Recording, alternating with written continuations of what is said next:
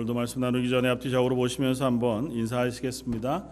자, 집사님 참 좋습니다. 이렇게 한번 서로 인사하시면 좋겠습니다.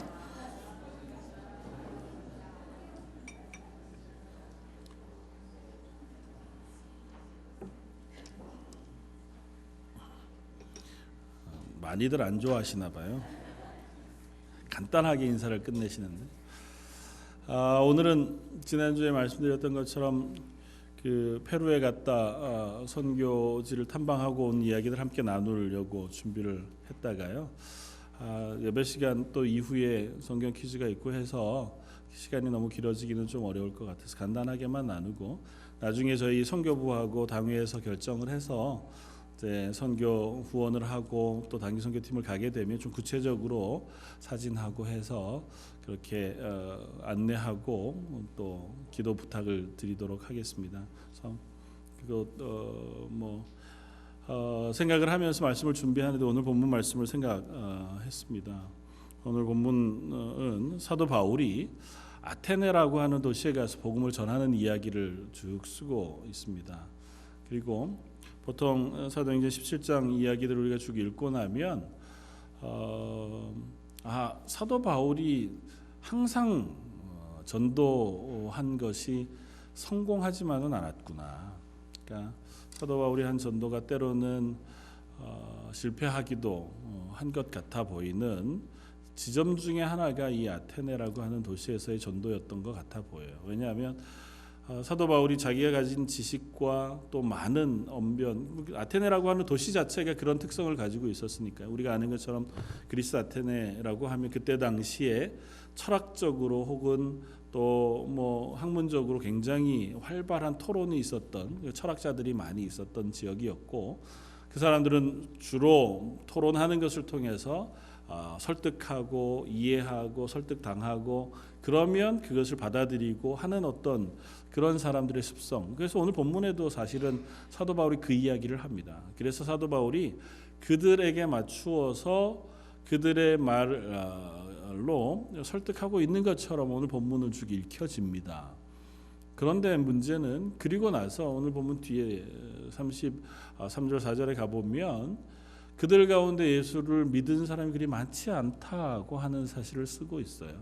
그래서 사도 바울이 예수님의 십자가만 딱 전하고 그리고 복음을 전한 곳에서는 복음의 열매가 많았는데 그게 아니라 많은 말로 혹은 어떤 철학적인 언어로 그들을 전도한 곳에서는 복음의 열매가 없었으니 복음을 전할 때는 십자가만 전해야 된다. 우리가 그렇게 하는 설교들을 흔히 듣기도 많이 했습니다.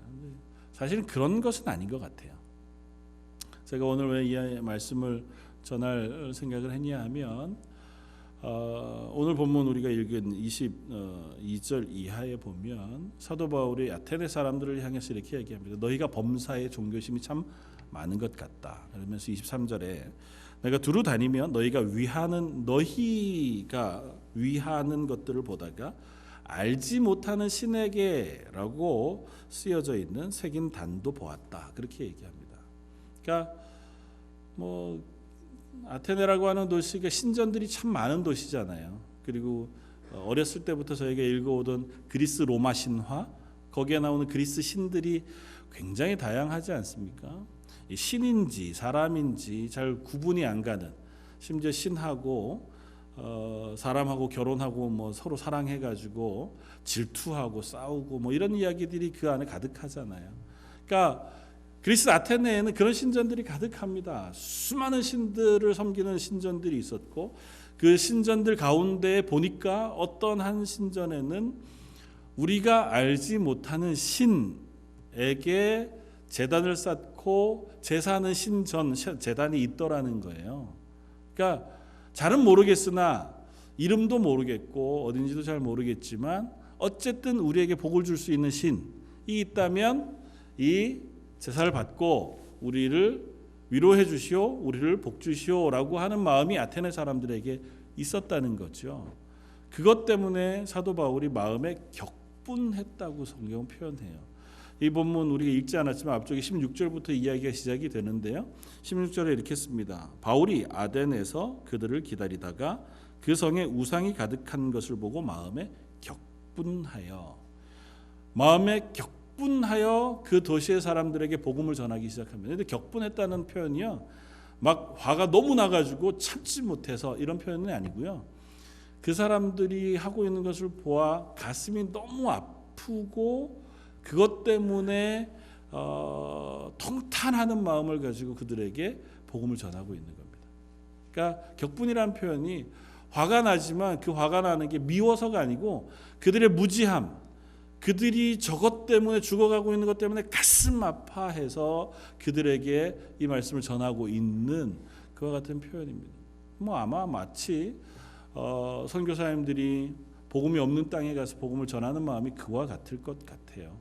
그 땅의 사람들이 하나님을 알지 못하고 예수님의 십자가를 알지 못하고 엉뚱한 것들을 섬기고 그렇게 죽어가는 이들을 바라보면 마음의 안타까움을 이기지 못해서 자기의 삶을 내버려 두고 그곳에 가서 아마 복음을 전하는 것이라 그렇게 생각이 되었습니다.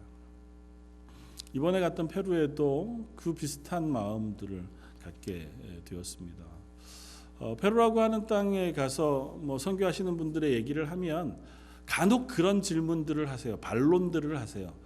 거기가 선교할 필요가 있는 땅입니까?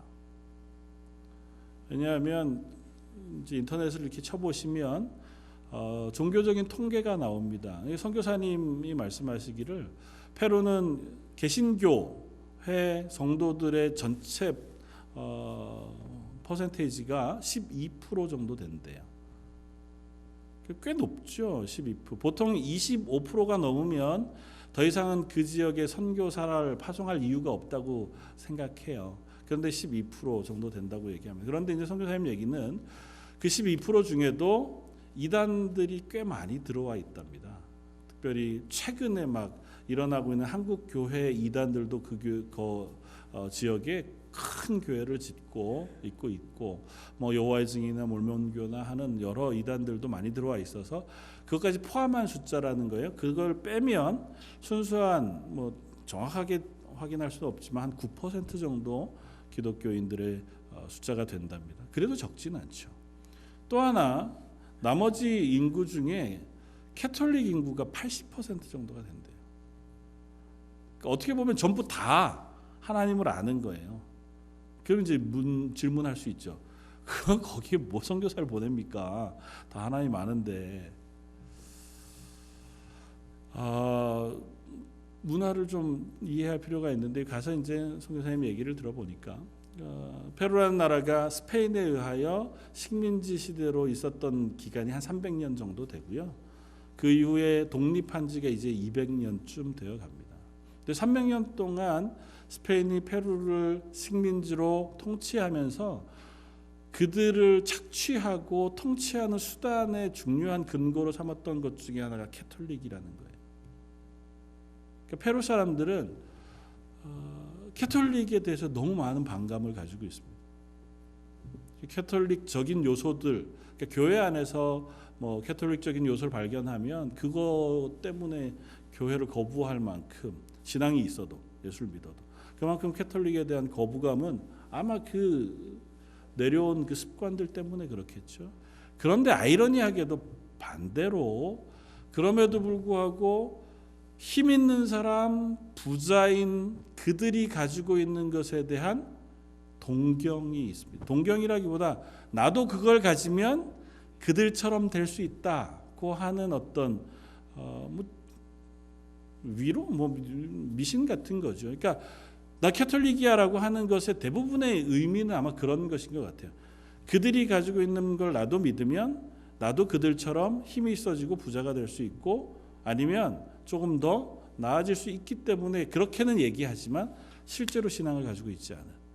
그래서 실제 그곳에 있는 캐톨릭 교회들 안 그런 교회들도 있겠습니다만은 참 많은 부분 토착화돼서 전혀 예수님, 하나님, 믿음, 복음에 대한 것 없는 신앙을 너무 많이 가지고 있다는 거예요. 그냥 바꿨다는 거예요. 하나님은 인카인들이 섬기는 태양신, 예수님은 또 다른 그 신, 이걸로 그냥 이름만 바꿔서 그냥 그렇게 섬기게 되어지. 그러니까 전혀 믿음이 없습니다. 그들에게 진정한 복음을 잘 전달하는 과정은 오히려 더 지난하고 어렵다고 이야기하시더라고요. 그러면서 오늘 본문의 말씀이 생각이 났습니다. 그들이 가지고 있는 어떤 그런 마음들이 우리들의 마음이기도 하다는 거죠. 흔히 종교심이라고 이야기하는 것. 그건 뭐냐면 내가 현재를 살아가는데 내가 불안하고 미래에 대한 어떤 불안함 혹은 내 현재에 대한 어떤 걱정, 이것들을 해결하고 싶어요. 근데 해결하고 싶은데 지금 내가 해결할 수 있는 방법은 많지 않습니다. 뭐 건강을 위해서 열심히 운동해 보지만 그렇다 그래서 내일 또 내가 건강할 거냐, 내년에도 내가 건강할 거냐, 그건 내가 확인할 수 없잖아요. 나는 그저 오늘 열심히 운동하는 거죠. 오늘 땅에 씨를 열심히 뿌립니다. 그렇다 그래서 그 열심히 뿌린 씨가 가을에 꼭 풍성한 열매를 약속하는 건 아니에요. 뭐 천재지변이 있을 수도 있고 전혀 엉뚱하게 수확을 못 얻을 수도 있습니다. 내가 열심히 일한다고 해서 항상 잘 살게 되지만은 않아요. 현재 그런 불확실함 때문에 무엇인가 의지하고 싶어 합니다. 그게 좀 더 힘 있는 거라고 느껴지면 훨씬 더 많이 의지할 수 있을 거라고 생각하죠. 뭐 그런 의지심뿐만 아니라 심지어는 뭐 여러 습관들, 뭐 징크스, 뭐 이런 것들도 우리들 가운데 꽤 많이 있습니다. 어떻게 하면 내가 좀 더 잘 될 것 같다. 그래서 난 그건 하지 않아. 난 습관 중에 그 부분은 나는 그거는 괜히. 그러니까 죄송합니다 표현이 재수 없어. 라고 하는 거죠. 그렇게 하면 재수 없으니까 난 그런 일은 안 해. 라고 하는 건 뭐냐면 다 불확실해요. 내가 확인할 수 없으니까 뭐라도 좀 의지하고 싶은 거죠. 점도 보고 아니면 오늘의 운세를 읽든지 여기 중국 음식 먹고 나면 주는 포춘 쿠키 안에 있는 거라도 읽어서 야 여기 오늘 괜찮을 것 같다. 그걸로 마음의 위안을 받는 거죠. 거기에 이상한 글씨가 나오면 하루 종일 괜히 찝찝합니다. 아무것도 아닌데 뭐 그런 느낌. 그런 게 우리 인간의 모습인 거죠. 그런데 그걸 위로할 만할 수 있다고 생각이 되면 그걸 붙잡는 겁니다. 그게 종교, 세상이 얘기하는 종교인 거죠. 그래서 산신령이 되기도 하고 천지신명이 되기도 하고 뭐 정한수 떠놓고 달 아래에서 빌기도 하고 태양을 향해서 빌기도 하고 뭐 수많은 것들을 향해서 빕니다. 그러다가 어디까지 가냐면 내가 이름은 알지 못하지만 무엇인가 있을 것 같은 누구, 아무라도 하늘 아래 땅 위에 무엇이라도 내 기도를 들어줄 수 있는 것이 있다면 내 기도를 들어주시오 까지 이제 가는 거죠. 아테네 사람들이 그랬던 것처럼 우리들도 그러합니다. 아마 페루 사람들이 좀 더 힘 있는 사람들이 와서 전하는 것이라면 마음을 더 많이 여는 것도 비슷할 겁니다. 심지어는 교회가 복음을 전할 때도 정말 지위 높고 부자로 잘 사는 사람, 힘 있는 사람이 와서 복음을 전하면 훨씬 쉽게 받아들인다는 거예요. 왜냐하면 나도 믿으면 저렇게 될 것 같아 라는 거죠. 그런 마음은 사실은 하나님이 우리에게 믿음으로 갖게 하신 마음은 아니에요. 우리의 연약함인 거죠. 그런 이들을 향해 사도 바울이 오늘 이야기하는 겁니다. 야, 너희가 알지 못하는 그런 것들이라도 붙잡으려고 애쓰는데 내가 너에게 알려주마. 그러면서 무슨 얘기를 하냐면 오늘 보면 24절에 우주와 그 가운데 있는 만물을 지으신 하나님께서는 천지의 주재신이 손으로 지은 것에 계시지 아니하시다. 그리고 또 무엇이 부족한 것처럼 사람의 손에 섬김을 받아야만 하신 어떤 그런 부족한 하나님도 아니고 그 하나님은 만민에게 생명과 호흡과 만물을 친히 주시는 전능하신 하나님, 그리고 오늘도 이 세상을 다스리는 주권자 되신 하나님이시다. 내가 그 하나님에 대해서 너희에게 소개하고 알려주고 싶다. 사도 바울이 그렇게 시작을 합니다. 그렇게 시작한 사도 바울은 마지막 오늘 우리가 읽지 않았지만 31절에 예수 그리스도의 복음까지 그들에게 전합니다. 이는 정하신 사람으로 하여금 천하를 공의로 심판하실 날을 작정하시고 이에 그를 죽은 자 가운데서 다시 살리신 것으로 모든 사람에게 믿을 만한 증거를 주셨습니다. 사도 바울이 덧없이 어쩌면 자기의 위로가 되어질 만한 것들을 붙잡기 위해서 안간힘을 쓰는 그들에게 내가 분명한 하나님에 대한 것들을 너희에게 가르쳐 주마. 그렇게 복음 전도를 시작하고 그들에게 그 믿음을 가지고 예수 그리스도로 인하여 하나님의 구원받은 자녀로 서는 그 자리까지 나오도록 권면합니다. 문제는 그 이야기를 듣고 많은 사람들이 따라오지 않았습니다. 오히려 그를 떠났고 몇 사람만 사도 바울의 말을 들었다는 겁니다. 오늘 저와 여러분들도 아마 동일한 자리에서 이 질문을 받는 줄 압니다. 여러분들은 어떠십니까? 여러분들의 믿음은 어떠십니까? 우리들도 사실은 그렇거든요. 현재가 불확실하기 때문에 누군가 나를 도와줄 힘을 찾고 누군가 날 위로해 줄 것을 만나면 위로가 되고 또 그것을 만나면 격려가 되어집니다. 우리가 혹 하나님을 믿는 믿음이 그런 것 중에 하나에 불과하고 있지는 않으냐는 거죠. 성경에서 이야기하는 하나님은 그렇지 않습니다. 하나님은 불확실한 누군가가 아니고 분명한 창조주라고 말씀하세요. 온 세상을 창조하셨고 태초에 창조하신 때부터 지금 그리고 앞으로도 계속해서 온 세상을 주관하시는 하나님이시라고 선명하게 설명합니다. 그 하나님을 너희가 아느냐고 묻는 거예요.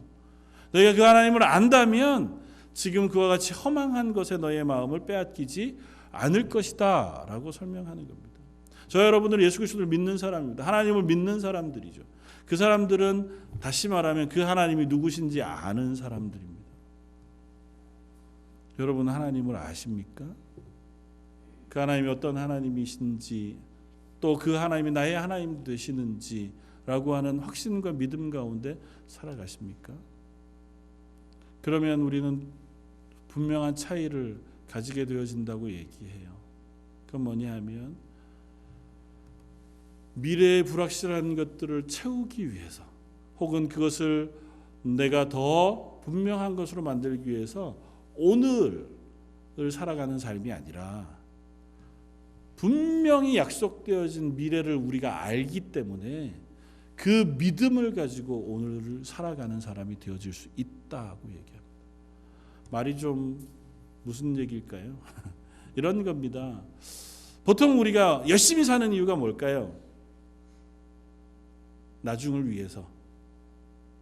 지금은 힘들어도 노년에는 좀 편안하게 지내기 위해서. 아니면 나는 힘들어도 우리 자식들은 잘 살게 하기 위해서.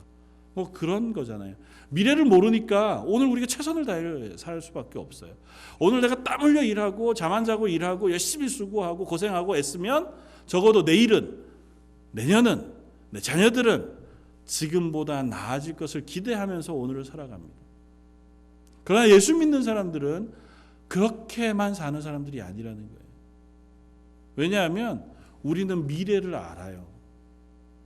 미래가 불확실하지 않습니다. 물론 내일이 어떻고 내년이 어떨지는 우리도 잘 모르지요.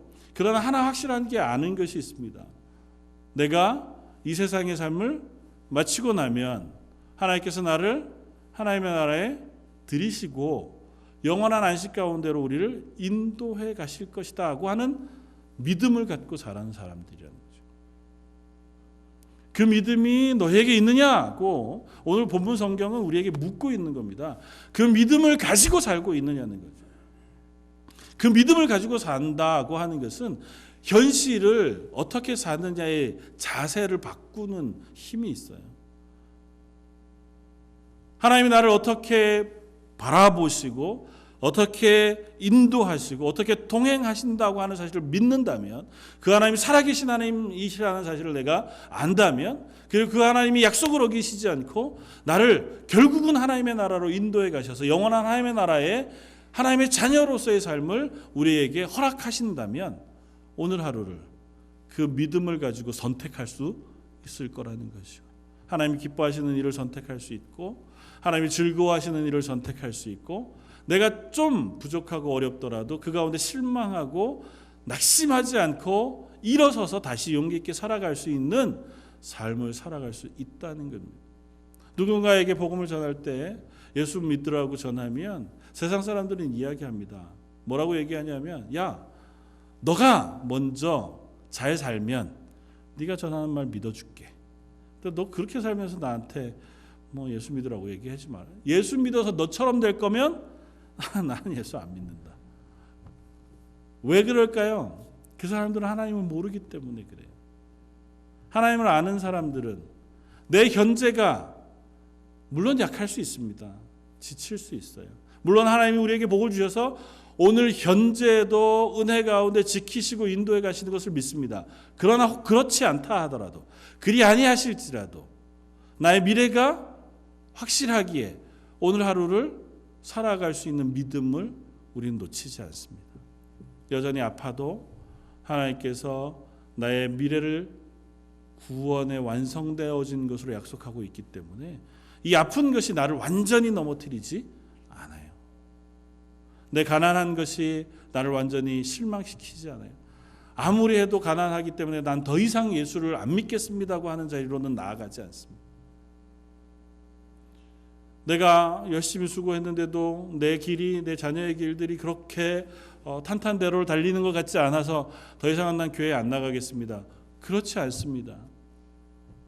왠지 모르지만, 하나님이 왜 나에게 이 길을 허락하셨는지 모르지만, 제가 다른 건 몰라도 그 하나님이 나의 인생을 하나님의 자녀 삼으셨다는 사실만은 제가 믿습니다.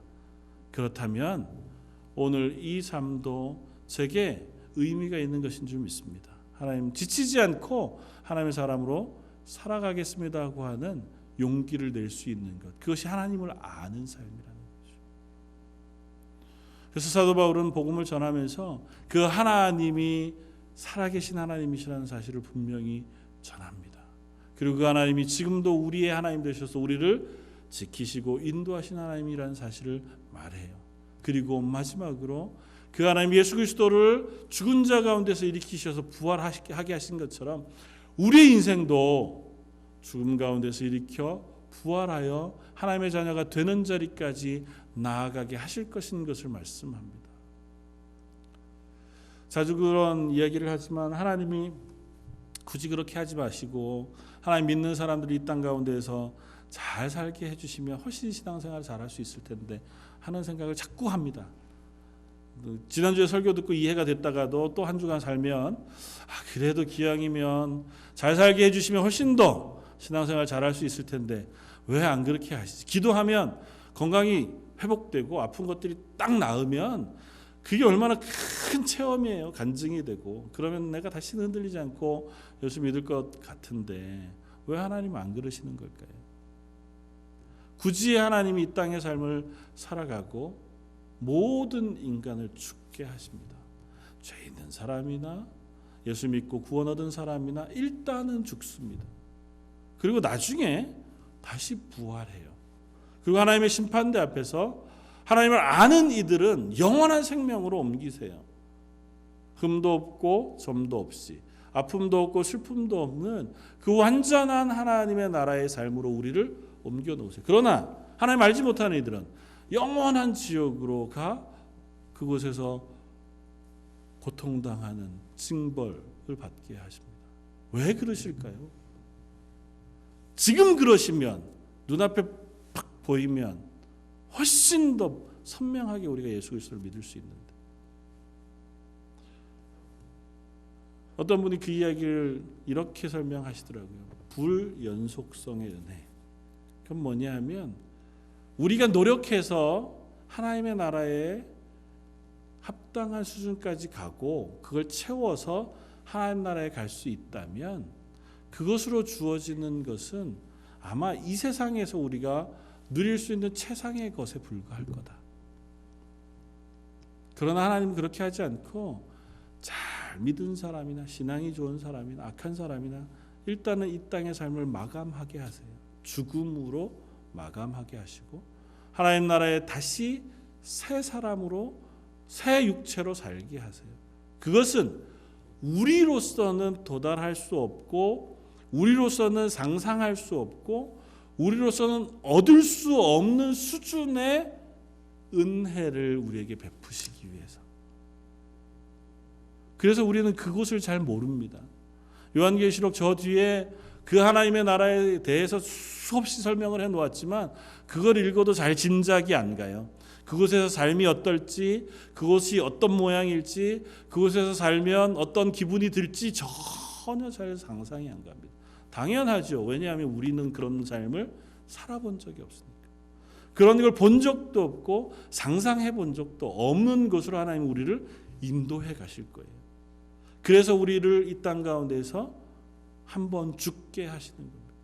이 죄악으로 살았던 육신을 이 땅 가운데 그 죄의 결과로 죽게 하시고 예수 그리스도의 보혈의 피로 살리신 새 육신을 우리에게 입히셔서 하나님의 영원한 나라로 우리를 인도해 가셔서 그곳에서는 우리가 이곳에서 이해하지 못하고 상상하지 못했던 그 놀라운 복을 부으셔서 하나님의 나라의 삶으로 우리를 살게 하신다는 것입니다.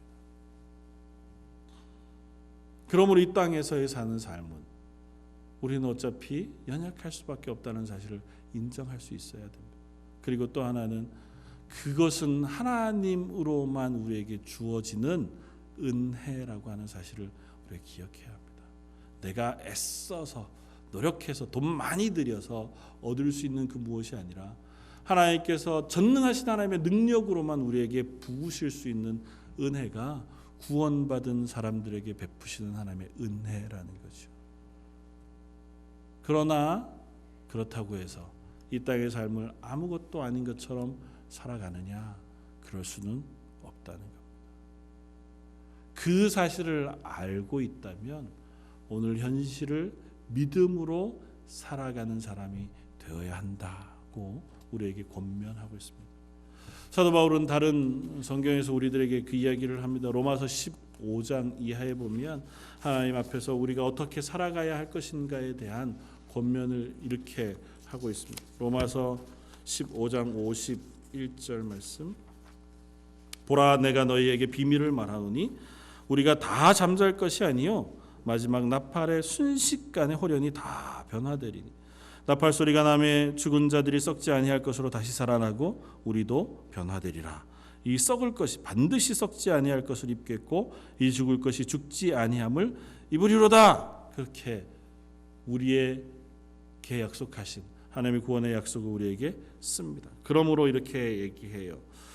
마지막 58절. 그러므로 내 사랑하는 형제들아, 너희가 그것을 안다면, 그 구원을 받았다면, 그 믿음을 가지고 살아간다면, 그 하나님을 아는 믿음의 사람이라면, 그러므로 내 사랑하는 형제들아, 견실하며 흔들리지 말고 항상 주의 일에 더욱 힘쓰는 자들이 되라.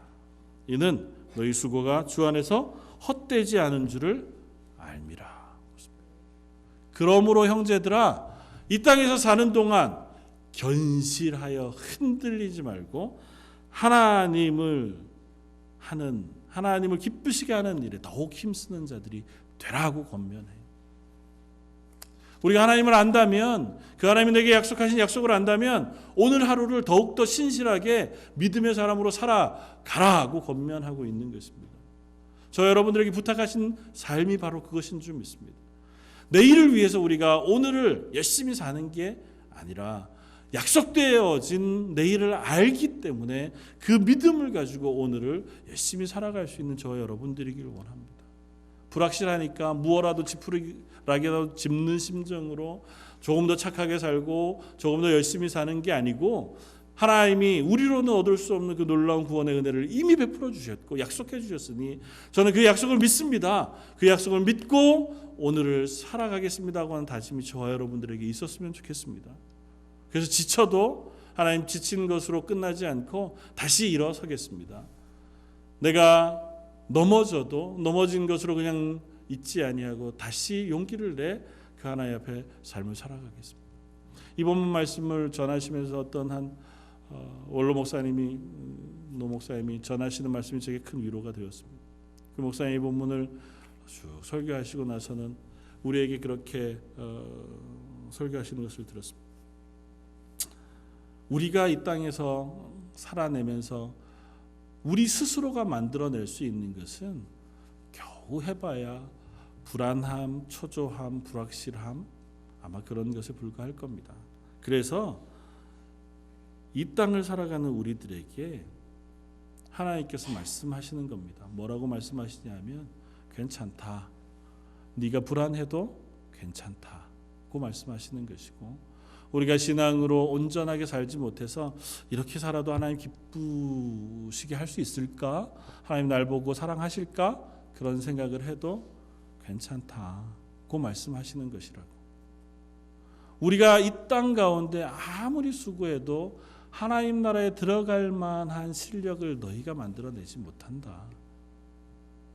그래도 나는 너희에게 그 구원의 은혜를 약속하고 있으니 괜찮다. 힘내라.